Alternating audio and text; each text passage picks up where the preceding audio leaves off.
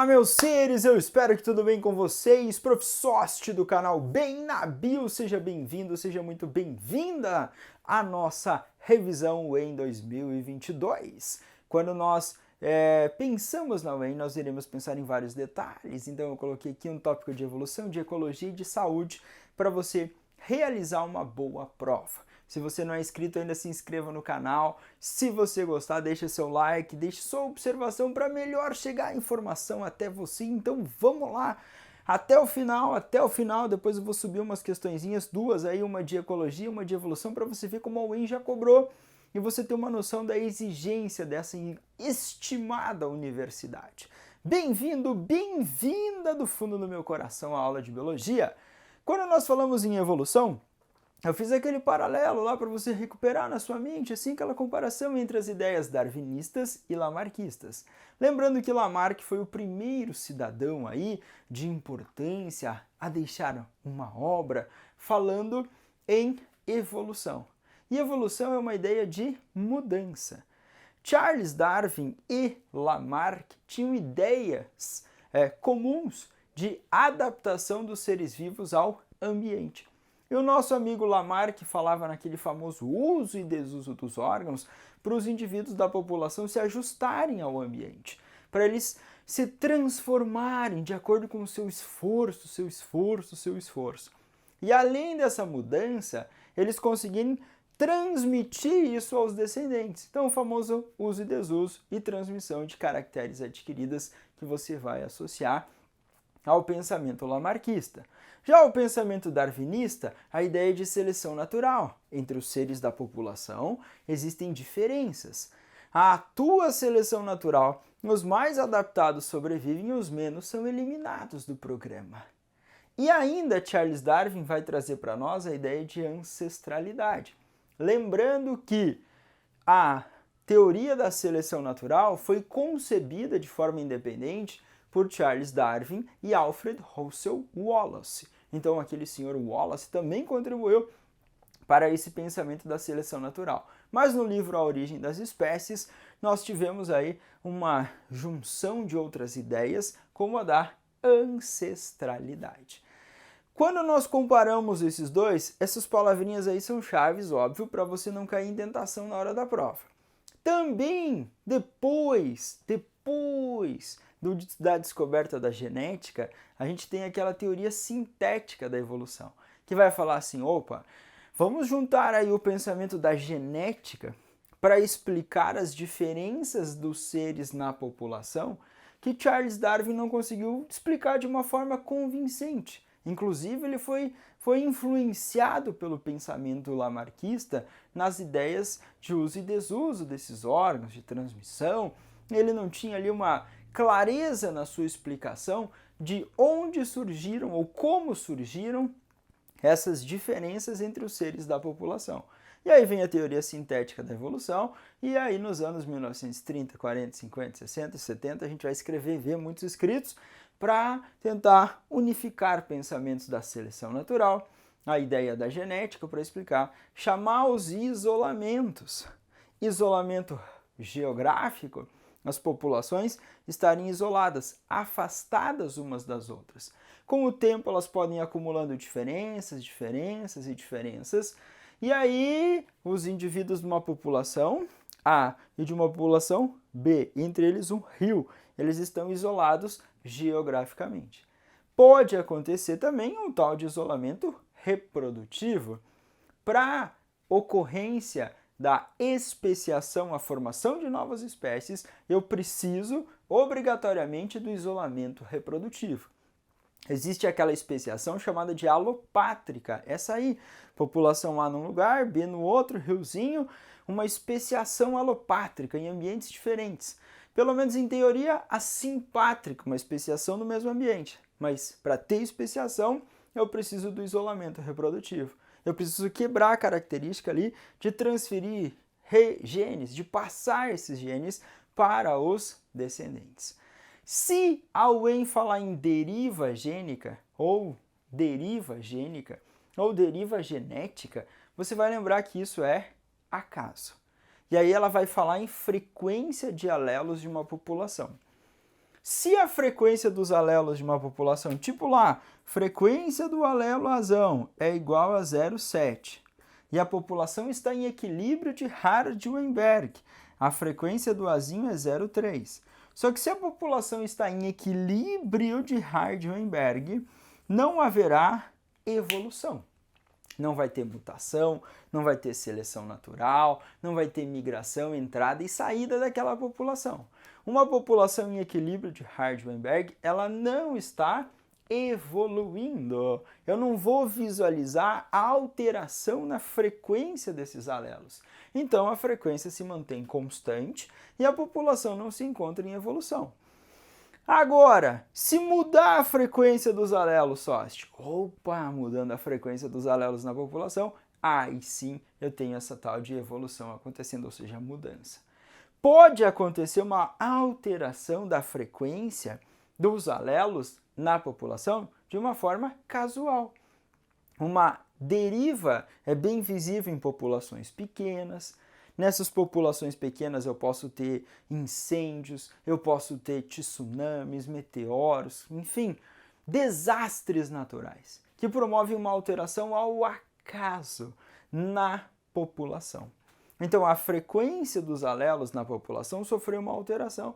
Foi de uma forma brusca, rápida, intensa, casual. Não foi orientada aí pela seleção natural, porque você lembra que para existir seleção natural, eu preciso de variabilidade genética na população. E a seleção natural reduz a variabilidade genética da população. A deriva reduz a variabilidade genética na população. As mutações criam novos alelos. As mutações geram variabilidade. Mutação cria novos alelos, gera variabilidade. Seleção e deriva reduzem essa variabilidade. Então, essa é a dica do SOST nesse tópico evolução. Eu espero que você tenha uma lembrança aí e te ajude monstruosamente na prova da UEM. Se você olhar para a ecologia, eu posso juntar a ecologia, eu posso juntar a evolução e aí a gente tem muita coisa para pensar. Por quê? Eu penso em adaptação. Charles Darwin, Lamarck falavam de adaptação ao ambiente, ajustes. Você já ouviu falar, por exemplo, em camuflagem? Quando um ser vivo, um animalzinho ali, ele se confunde com o ambiente ao seu redor. Então a gente tem uma camuflagem. Mimetismo, quando ocorre uma imitação. Um ser imita outro. Você vai falar, opa, é verdade. Então eu tenho diferentes mecanismos de adaptação, de ajuste dos seres ao ambiente em que eles vivem. Lembrando que os seres vivos, eles reunidos num ambiente, se eu tenho diferentes espécies reunidas ali, eu tenho uma comunidade ou uma biocenose. Mas se eu tenho uma espécie ali, com os seus indivíduos ocupando uma área geográfica, eu tenho uma população. E aí a gente pode ver aquela dinâmica populacional de aumento do número de indivíduos, redução do número de indivíduos, imigração, natalidade e mortalidade. E a gente pode ter um gráfico também de crescimento populacional, mostrando para você número de indivíduos em relação ao tempo. Cada espécie tem um PB, que é o potencial biótico. O PB, ou potencial biótico, é a capacidade reprodutiva da espécie, desconsiderando os fatores de resistência do meio. Então, é o potencial ótimo de crescimento da espécie. Aquela espécie consegue deixar muitos descendentes, muitos filhotinhos, não tem resistência do meio, ou seja, não tem competição, não tem predação, não tem parasitismo. É um ambiente ótimo. PB, potencial biótico, é um potencial reprodutivo. Todas as condições ótimas ali para aquela população crescer, crescer e crescer. Agora, eu tenho na natureza, obviamente, RM, resistência do meio, os fatores que impedem o crescimento populacional. Por exemplo, a restrição do ambiente, a falta de alimento, a falta de parceiros reprodutivos. Eu posso ter competição, predatismo, parasitismo. Tudo isso fará parte da resistência. Então, uma espécie tem um potencial biótico, menos os fatores de resistência, e ela vai apresentar o que nós chamamos de crescimento real.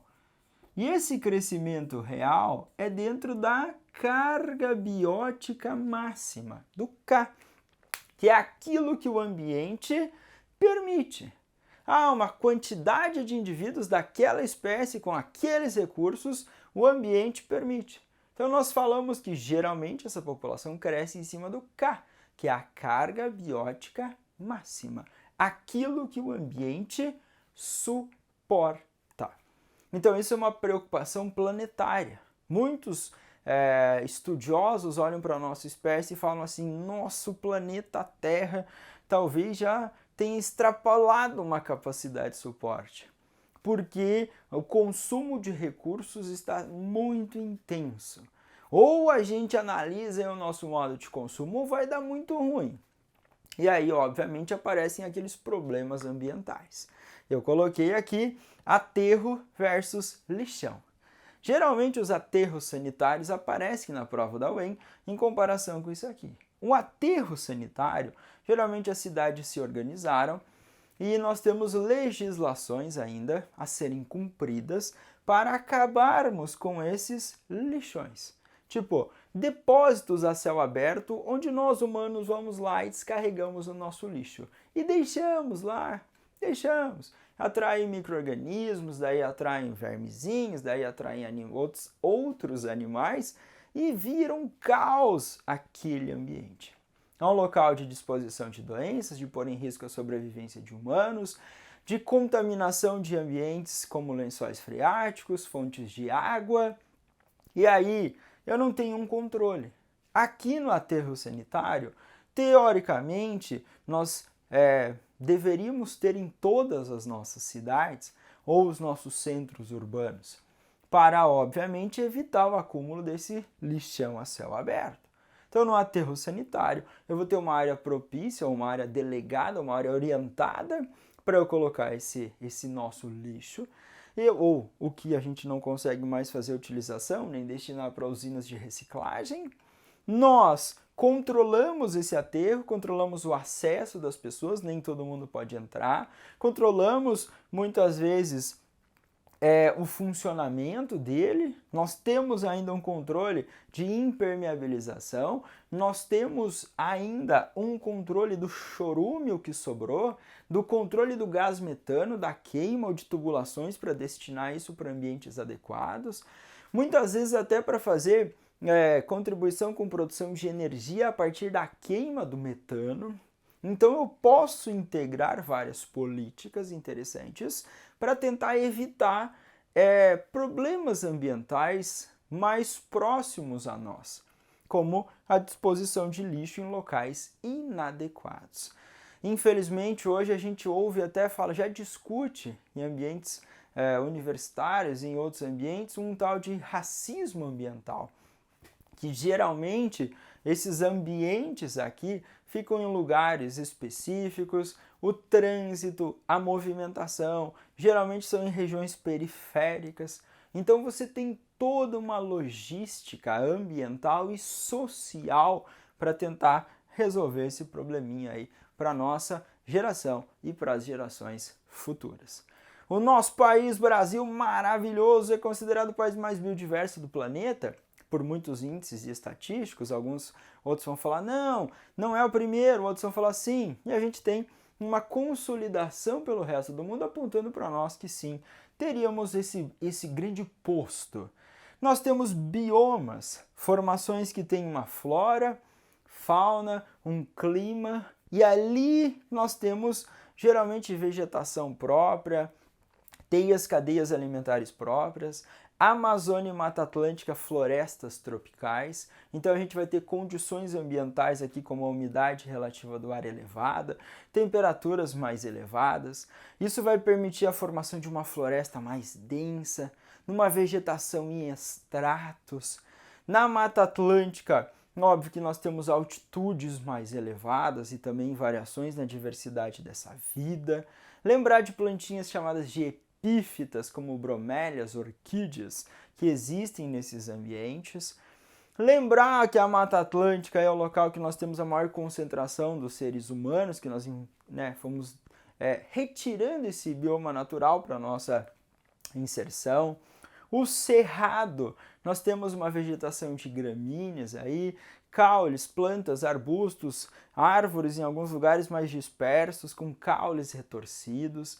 O cerrado, um ambiente de vegetação de cabeça para baixo, raízes profundas para chegar no lençol freático, uma estação seca bem definida e uma estação chuvosa. Já na Caatinga, eu tenho um ambiente lá bem árido, seco. Eu tenho plantas com xeromorfismo, espinhos, folha modificada em espinho, muita suculência. Aqui na Caatinga, características marcantes. A planície alagada, a maior planície alagada do planeta, o nosso querido amigo Pantanal, que infelizmente vem sofrendo severamente com as queimadas, por mais que não se está sendo televisionado. Claro que tivemos reduções em alguns momentos, mas as queimadas levando à perda da biodiversidade, perdendo micro-organismos do solo, plantas, animais, nesse bioma Pantanal, pegando estados do Mato Grosso do Sul aqui no Brasil e também em outros países ele se estendendo. Pampas no Rio Grande, amado, tchê! Vegetação de gramíneas, um bioma aí com médias térmicas bem reduzidas ou menores, também sofre lá com condições ambientais da perda da biodiversidade, ambientes com temperaturas reduzidas em alguns momentos do ano, e a gente vai pensar que esses biomas, de uma maneira geral, eles sofrem problemas, desde a perda da sua biodiversidade original por causa da nossa ação humana, mas também, obviamente, pelo desmatamento intenso nessa ação humana, queimadas irregulares, tráfico de espécies em alguns desses biomas. Então existem vários probleminhas ambientais. É óbvio que nós precisamos sim manter uma produção alimentar, manter uma produção de grãos, manter uma produção de outras espécies de consumo humano, mas a gente vai ter que resolver esse conflito e esse probleminha, mantendo cada vez mais a preservação para evitar, obviamente, problemas ambientais bem mais severos do que a gente já está passando. Então, cuidado com isso, que a UEM vira e mexe, ela faz essas lembrancinhas. Matéria versus energia. Matéria é cíclica. Lembra de ciclos biogeoquímicos? Cíclica.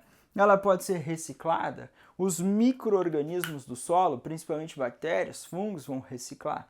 Vão transformar restos de compostos orgânicos em inorgânicos. Vão disponibilizar no solo. As plantinhas conseguem absorver novamente. A plantinha serve de alimento para o animalzinho. E aí a gente vai transferindo essa matéria ao longo das cadeias alimentares. A energia percorre um fluxo unidirecional. A energia não pode ser reciclada ou reutilizada. Produtor produziu uma certa quantidade, ela faz fotossíntese, é autotrófico, sintetiza compostos orgânicos, parte ele usa para se manter vivo e parte ele vai disponibilizar para os próximos níveis tróficos. Quanto mais longe do produtor, menor a disponibilidade de energia.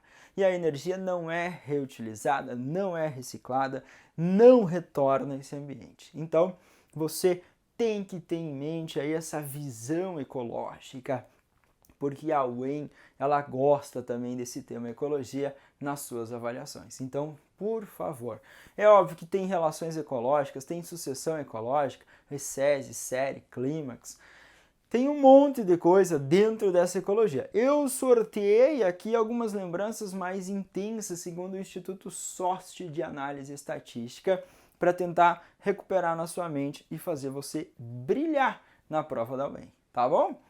Saúde também temos lá no manual, ou no nosso manual, manual do candidato, esse tópico maravilhoso e nunca antes, talvez na história da nossa existência, nós tivemos tantas informações e preocupações com saúde. Segundo a Organização Mundial da Saúde, saúde é um bem-estar físico, mental, social, não só a ausência de doenças. para muitos autores é um conceito meio utópico. Tipo assim, cara, você não vai atingir isso. Se você quer um bem-estar físico, mental, social, pô, você está querendo? Sim, a gente quer a perfeição ou próximo à perfeição para a nossa sociedade conseguir viver tranquilamente como bons seres humanos nesse planeta maravilhoso. Falou, Socha, esse mundo aí, a gente vai lutar todo dia para ele se realizar para o maior número de pessoas maravilhindas. E através da educação, a gente tenta melhorar esse planeta. Vamos focar no linfócito B? O linfócito B, célula sangue, glóbulo branco, sai lá, se diferencia e forma plasmócitos e eles estão associados à produção de anticorpos. Professor, mas a prova da UEM trouxe um termo muito estranho, muito específico, muito xarope. Ela falou em imunidade humoral. Imunidade humoral é quando eu penso em humores líquidos. Os anticorpos são proteínas, glicoproteínas, parece um Yzinho, e ele vai se ligar às superfícies dos antígenos e vai impedir esses antígenos de entrar em células, de se multiplicar ou de fazer alguma coisinha ruim. Então a gente chama isso de imunidade humoral. É a imunidade medida ou mediada por anticorpos. Tudo bem. Tem uma imunidade chamada de celular daí. Lembra lá do macrófago fazendo fagocitose, neutrófilo fagocitando? A galera fagocitando ali. Quando fagocitou, vai tentar neutralizar esses antígenos, essas coisinhas estranhas, e aí a gente vai chamar de imunidade celular. Quando eu penso na imunidade, é óbvio que me vêm essas palavrinhas, vacina e soro. A vacina é uma imunização ativa, porque vai estimular o organismo a produzir anticorpos.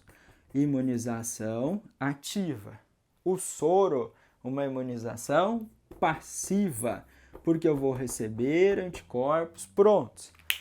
Estamos tratando pacientes que tiveram Covid-19 em forma grave com o soro de pessoas que se curaram da Covid. Então curou, fui lá no sanguinho, tirei, filtrei, peguei os anticorpos e transferi para essa pessoa para tentar fazer com que o vírus lá não invadisse tantas células e não prejudicasse tanto, principalmente o pulmão. Vacina. A vacina foi produzida, a vacina foi aplicada em dezembro aí na Inglaterra. Nós conseguimos isso em 2020. A gente teve os primeiros aí, humanos a receberem a vacina. Quando nós falamos em vacina, você vai induzir o sistema imunológico a reconhecer aquilo como estranho e se preparar. E quando você encontrar o antígeno de verdade, aí ele já sabe como se defender. Essa é a ideia geral. Agora, apareceram várias palavrinhas esse ano. Inativada. O vírus inativado. Esse vírus não tem a capacidade de induzir ou de desenvolver a doença no indivíduo. Atenuado. Ele tem uma capacidade de replicar e tal, mas ele não vai causar a doença de uma forma grave ou promover a doença também. A vacina de febre amarela, a gente tem uma tecnologia aí, uma ação de vírus atenuados. A vacina para a Covid-19, a vacina, você vai olhar Sinovac, Butantan, a Coronavac, há vírus inativados. Então eles não têm capacidade de replicação, mas o organismo reconhece como estranho e vai produzir anticorpos, células de memória, para quando o vírus de verdadeinha chegar, a gente saber como se defender. Temos vacinas de DNA, de RNA. Então aqui você tem uma informação genética que você introduziu ali nas célulazinhas musculares e essas célulazinhas musculares vão produzir proteínas do vírus. E aí o sistema vai reconhecer e vai criar mecanismos para proteger quando encontrar alguém com aquelas proteínas específicas. Tudo bem? Então, cuidado com esse pensamento. Socha, eu fiz o teste lá no negocinho, no tubo, enfiaram no meu nariz lá. O SWAB, RT-PCR, tinha um RT lá, transcriptase reversa. Porque o vírus causador da Covid-19 é um vírus de RNA, cadeia positiva. Esse vírus consegue colocar o material genético ali e já organizar a síntese de proteínas. A galera pegou esse RNA, pega a transcriptase reversa e monta um DNA e amplifica esse DNA, faz cópias na PCR, a reação em cadeia da polimerase, para fazer cópia e ter material genético para poder trabalhar no laboratório, para fazer a sua identificação. Então, muito cuidado. Gripe Covid, doenças virais. A gripe, um vírus de RNA cadeia negativa. Então o vírus entra, aí ele precisa de uma sequência complementar para organizar a síntese de proteínas. Covid, vírus de RNA cadeia positiva. E ainda a gente teve casos de fluorona ao longo aí do final de 2021, começo de 2022. O que era isso? Flu de gripe e corona. Então uma infecção, uma co-infecção aí de gripe, vírus da gripe, variedades de H alguma coisa, N alguma coisa, e também de coronavírus. Então a gente tem também uma preocupação e alguns laboratórios oferecem testes para essa identidade. Estamos num país tropical maravilhoso e sofremos com dengue, febre amarela. São arboviroses. Viroses transmitidas por artrópodes, mosquito Aedes aegypti, malandrinho, no ambiente urbano pica e transmite o vírus. E o sarampo, que era para termos erradicado, mas infelizmente pela baixa vacinação o vírus está aí disperso. Não esqueça que isso aqui é virose, doença causada por vírus. Não me assusta se tiver uma tabelinha na questão 37, uma tabelinha que vai ter lá doenças de vírus, doenças de bactérias, doenças de protozoários.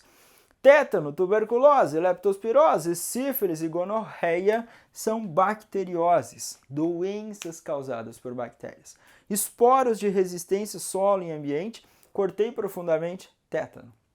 Tuberculose, marquinha da vacina BCG, mas não tomei a vacina ou mesmo assim eu fui vítima, espirro, saliva, secreção, encontrei os bacilos de Koch e aí infelizmente eles podem infectar. Leptospira interrogans, na urina do rato, enchente, ratinho fez chuchuzinho lá, entrei em contato, corte, mucosa, ingestão da água, me contaminei, pode ser extremamente agressivo. Sífilis e gonorreia são infecções sexualmente transmissíveis. Lembrando que a sífilis pode se manifestar de forma primária, secundária, terciária, pode ser extremamente agressiva, mas são bacterioses, doenças causadas por bactérias. Malária, picada do mosquito Anopheles ou prego, transmite o Plasmodium, protozoário causador da malária. Doença de Chagas, Trypanosoma cruzi, um protozoário flagelado, transmitido aí por insetos popularmente chamados de barbeiros. Também tem transmissão por transfusão sanguínea, via placentária, por compartilhar seringas, agulhas injetáveis, usuários de drogas. Então a gente tem essa preocupação também. E a leishmaniose, picada de mosquito. Esse mosquitinho generou flebótomos, ele está ali, esse mosquitinho voa, os flebotomínios picam, sugam sangue e podem transmitir as leishmanias. Então, eu tenho aqui inseto transmitindo, inseto transmitindo, inseto transmitindo, inseto transmitindo, inseto transmitindo. Cuidado que esses insetos podem ser transmissores de determinadas doenças. Então, essa era a minha visão geral sobre alguma coisinha de saúde, de ecologia e também de evolução para você brilhar na sua mente. Infelizmente, linhagens virais novas cepas do vírus causador da Covid-19, SARS-CoV-2. O que tem a ver com evolução? A variante viral que mais reproduz, que dispersa mais fácil, que transmite mais rápido, vai ter mais chance de deixar descendentes. Então ela tende a ser a predominante numa população. Então a gente teve várias variantes aí desde o início da Covid-19. E se faz necessário, obviamente, vários mecanismos, desde a vacinação, uso de máscara, nossa higiene, o distanciamento, para conter a multiplicação. Se eu estou vacinado, você não está vacinado, você pode ser uma fonte para o vírus multiplicar. E ali ele pode sofrer mutações. E nova variante se formar e transmitir para o sócio, e mesmo o sócio vacinado, para aquela variante não funcionar muito bem. Então é esse pensamento que a UEM pode trazer para vocês também. Então tenha cuidado com a junção de assuntos devido à redução de questões aí na edição desse Vestiba. Vai subir a questão para você ver como ela já cobrou ecologia e evolução em algumas questões. Então acompanha comigo e vamos lá, meus seres. Na tela, questão número 1, meu povo. A matéria e a energia de um ecossistema passam de um ser vivo para outro por meio da nutrição. Os alimentos fornecem energia para o ser vivo realizar suas atividades. Também fornecem matéria necessária à formação do corpo e ao seu crescimento. Sobre o assunto, assinale o que for correto.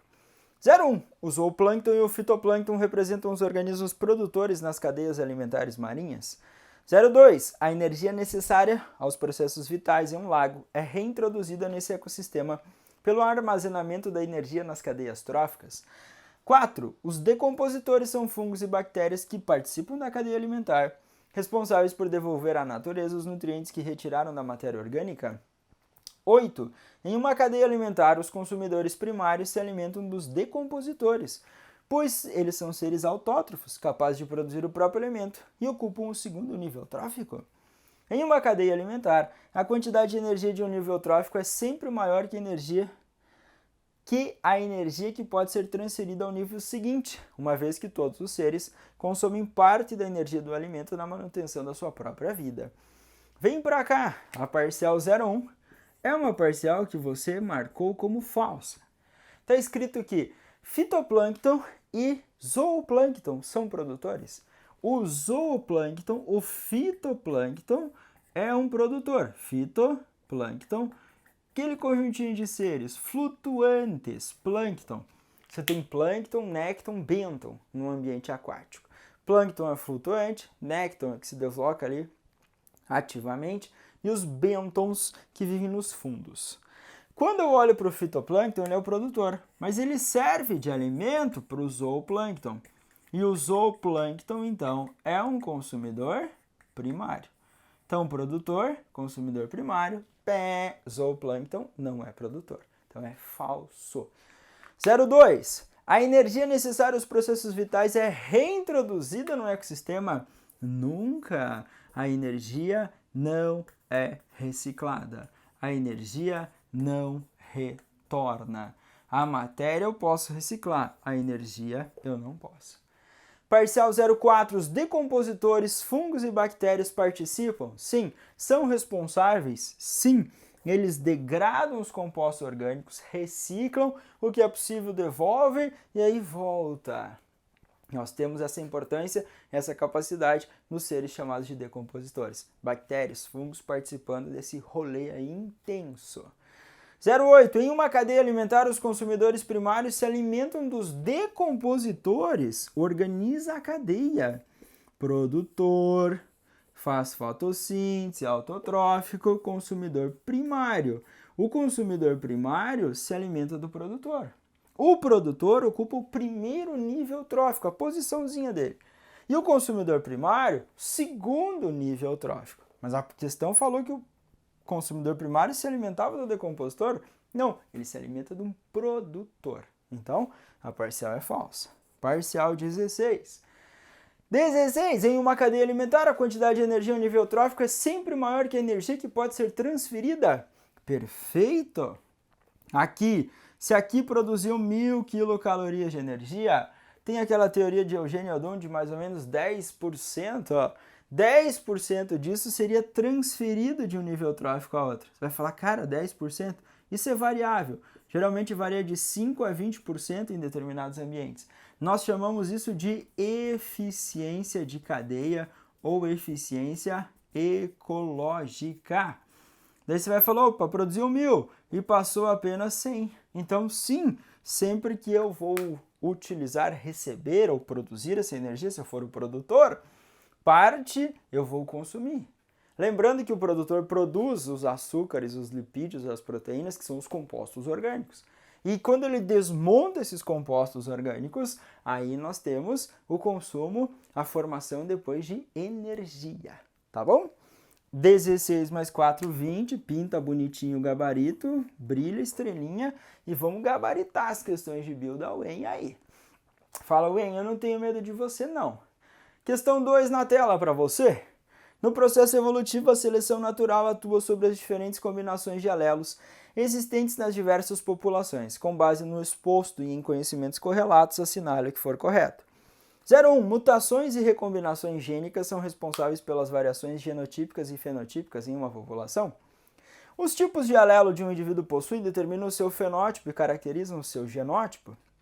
A seleção natural atua sobre a variabilidade dos genótipos de uma população.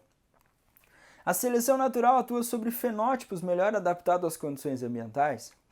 O genótipo do indivíduo só pode ser descoberto com análise e sequenciamento do DNA. A gente vai falar assim, opa, vem pra cá, questão bem mais chatinha, específica, com uma troquinha de palavra. Foi de evolução. Então é só para você ver como pode aparecer. Mutação e recombinação. Mutação cria novos alelos. A recombinação, ela mistura. Tipo lá o crossing over, a segregação independente, na formação de gametas tem meiose, tem crossing over, tem recombinação lá na segregação independente, então essa parcela é verdadeira, tá? A mutação cria novos alelos, essa recombinação ela vai misturandinho, isso aumenta a variabilidade genética da população. Para existir seleção natural, eu preciso de variabilidade genética, 01 verdade. 02. Os tipos de alelos que um indivíduo possui determinam o fenótipo e caracterizam o seu genótipo. Sim, de uma maneira geral, sim. Você vai falar, tá, mas eu aprendi que fenótipo é a ação do genótipo mais o ambiente. Então, você tem a participação do genótipo, o meio pode fazer a sua interferência e aí você manifestar um fenótipo. Se eu falar para você, eu sócio, tenho os alelos Iazão e Bzão, esse é o meu genótipo. Agora, eu sou fenótipo AB. Então, lá nas minhas hemácias, eu tenho glicolipídios A, glicolipídios B, penduradinho ali, glicoproteínas de reconhecimento, todas as outras substâncias que aparecem ali. Mas e A e B? Eu consigo produzir esses aglutinogênios, as substâncias. Então, esse é o meu genótipo e o meu fenótipo é AB para o tipo sanguíneo. Então, cuidado com essa troquinha de palavras. 04. A seleção natural atua sobre a variabilidade de genótipos de uma população? É perfeito! Lembra que a gente já viu tipo azão, azão, azão, azinho, azinho, azinho. Aí vem a seleção natural. E de repente sobrevive só os azinho, azinho. Aqui nessa população eu tenho maior variabilidade. Aqui eu tenho menor variabilidade. Então, sim, a seleção natural reduz a variabilidade genética. Alguém vai falar que a seleção natural aumenta. Mentira. Que ela não altera. Mentira. Que a seleção natural induz mutações. É mentira. As mutações ocorrem ao acaso, criam novos alelos, nova variabilidade. A seleção natural atua, reduz. Parcial 08. Ela nos fala... A seleção natural atua sobre os fenótipos melhores adaptados às condições? Sim. Se eu falo para você que o azinho aqui é uma bactéria resistente ao antibiótico. Então, uau, fenótipo resistente. Eu usei o antibiótico, eliminei os não resistentes. Esses aqui são não resistentes. E essa aqui, sorte, essa é a resistente. Eu usei um antibiótico, uma substância química aí que atuou como um agente seletivo. Então, esse antibiótico, agente seletivo, eliminou os menos aptos e manteve os aptos. Então, beleza? A seleção natural atua sobre os fenótipos, fenótipo resistente. Isso é um tipo de seleção natural chamado direcional. Inseto, inseticida, antibiótico, resistência. Cuidado com essas frasezinhas. Lembrando que os antibióticos são medicamentos utilizados para combater doenças causadas por bactérias e não por vírus. Soquinho e vamos para a última. O genótipo de um indivíduo só pode ser descoberto com análise de sequenciamento de DNA? Não. Eu posso analisar esse genótipo também por um determinado fenótipo que ele manifesta. Então, alguns fenótipos, tipo AB, no meu tipo sanguíneo, fiz o exame lá, poxa, eu vou ter que ter esse genótipo aqui. Então, eu não preciso fazer um exame de DNA, um sequenciamento. Posso pegar moléculas de RNA e fazer o que a gente chama de cDNA, pegar o RNA lá e voltar, e daí tentar saber ali o que eu vou ter de sequência de letrinhas. Mas, enfim, eu posso identificar ele a partir dessa relação aqui. Tem um determinado fenótipo, eu falar, opa, esse genótipo vai ser esse para determinar esse fenótipo, eu vou ter que ter esse genótipo e eu não vou precisar de um sequenciamento de DNA, tá bom?